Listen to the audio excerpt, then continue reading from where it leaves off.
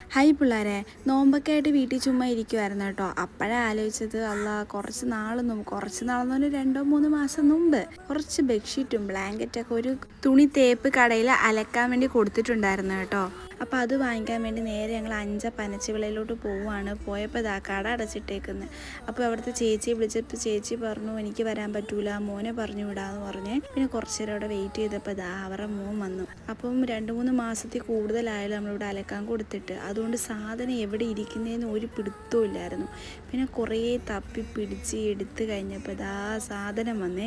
ഈ ഒരു കവറിൽ മാത്രമല്ല കേട്ടോ ഉള്ളത്, ഇനി ഒരു കവറിലും കൂടെ ഉണ്ട്. പക്ഷെ അത് അവർ അലക്കിയിട്ടില്ല എന്നട്ടോ പറഞ്ഞത്.